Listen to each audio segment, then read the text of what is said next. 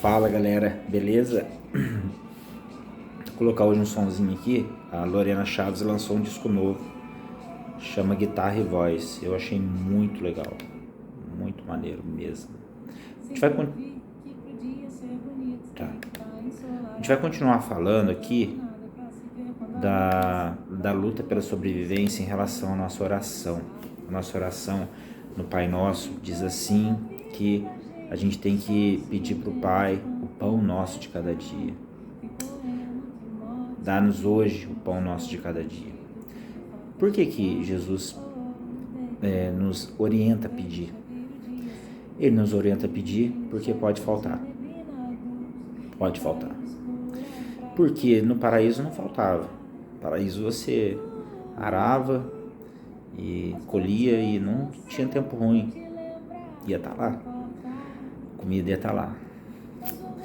Depois que a gente caiu, que deu um abalo cósmico, mexeu no cosmos, e aí a terra começou a secar, cara, começou a ter espinho, entendeu? Erva daninha, começou a bichar tudo, parar de chover, entendeu?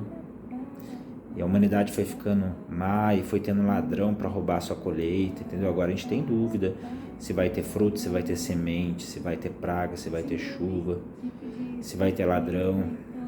Na verdade nós não sabemos o que vai acontecer. O que nós sabemos é que Jesus fala para orar porque vai faltar. Aí você vem, porque eu também fui, em 2 versículos bíblicos. Um no Antigo Testamento, que fala que Davi fala que nunca viu o justo mendigar o pão. E a gente está errado em usar esse versículo, porque o salmo é uma expressão. E nem sempre essa expressão é correta. Essa expressão pode ser uma expressão de ódio, de raiva, ou pode ser uma expressão de gratidão, ou pode ser uma expressão depressiva.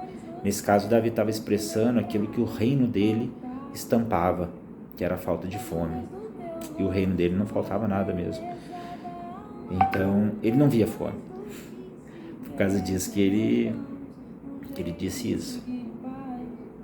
Aí você pode também vir com o versículo em Mateus 6, 25 a 34, que dá a entender que Deus não vai deixar a gente passar necessidade. E realmente Deus ajuda alguns e faz isso com alguns mesmo. Mas em Mateus 6, 25 a 34 diz assim que Deus dá alimento aos pássaros e veste os lírios, quanto mais a nós, né? Então por que tem pássaro que morre de fome e de frio e tem lírio que é destruído pelas tempestades? E por que tem gente que passa fome? Tá complicado isso, viu? Tem animal que passa fome e morre. Tem lírio que é destruído pela tempestade. O que Jesus, eu acho, quer dizer em Mateus 6, nesses versículos 25 a 34? Eu acho que ele está querendo dizer para a gente se acalmar, para a gente pedir o pão de cada dia e se acalmar, não entrar na loucura, entendeu? E tirar toda a ansiedade. O irmão está querendo dizer então que Jesus não está dizendo isso. Eu estou querendo dizer que o que Jesus falou a gente tem que interpretar direito, porque aquilo não acontece, então a gente tem que interpretar de forma correta. Porque você pode falar para mim, você pensa assim, você junta os 2 versículos, né? Bom, se o justo não passa fome e aqui Jesus está falando que vai suprir, então quem passa fome que é quem não é justo, e quem é justo não passa fome. Eu digo para você, tem muita gente passando fome e frio que não são pessoas injustas. Eu não sei dizer isso para você. Você pode dizer, é porque não serve a Deus, é porque não dá dízimo, é porque não vai na igreja. E eu falo para você que você é um grande ignorante, porque quem te deu o entendimento para separar quem é de Deus ou não? Quem te deu essa inteligência toda para você saber quem serve a Deus ou não? Aí você pode falar assim, irmão,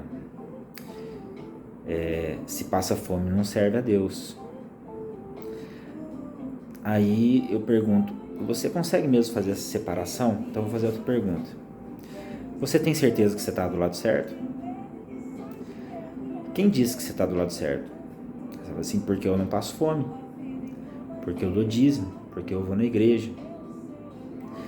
E eu falo para você, eu conheço muita gente que são pessoas boas, que são pessoas íntegras, que passam fome. Então tem passarinho que morre de fome. E tem muita gente passando frio. São pessoas boas. Então tem lírio que é atingido pela tempestade. Então, se você acha que você tem comida porque você é justo, você fez esse julgamento, né? Eu sou justo. Não tem comida, eu sou justo. Eu não sou aquela ralé, porque eu tenho comida. Então a gente pode fazer o seguinte, eu tenho uma ideia, igual um rap diz. A gente pode começar a fazer culto para repreender o demônio da fome. Olha que legal. Você junta um monte de pessoa que já está com fome, sem dignidade.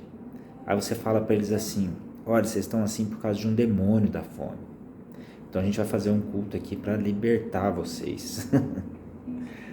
Não dá, gente, não dá para pensar assim mais. É muita ignorância, Mas nesse problema nosso com esse alimento, a gente começa a ficar competitivo, entendeu?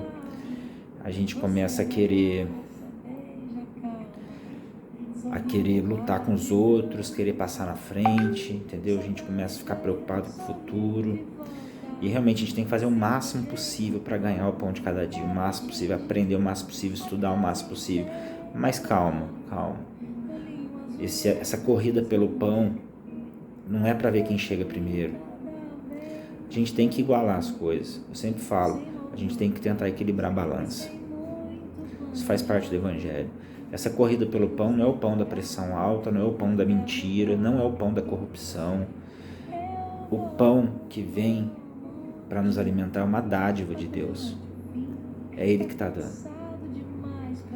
Porque você está trabalhando ou não está conseguindo, é Ele que está suprindo. E Jesus nos ensina a orar assim, dá-nos o pão de cada dia. Você ora assim, não é para Deus te dar o pão de cada dia, é para Deus dar o pão de cada dia para todo mundo e para você. Então tem mais uma falha teológica aí. Porque você pede para Deus te dar o pão de cada dia na sua casa e às vezes está tudo bonitinho lá. Mas o vizinho está passando fome. Então, ou você está orando só para você, ou então a sua oração não está fazendo efeito. Ué, se é pra gente ser ignorante, então vamos ser ignorante, né? Dá-nos o pão de cada dia. Pedir a Deus para igualar as coisas no mundo, né? Vai ter gente que vai ser um pouco mais pobre, mais desprovido, mas está muito difícil, está muita balança, está muito desigual, entendeu? E o Evangelho não é assim. Isso faz parte do Evangelho também. A gente igualar as coisas. A gente tentar dividir um pouco o pão.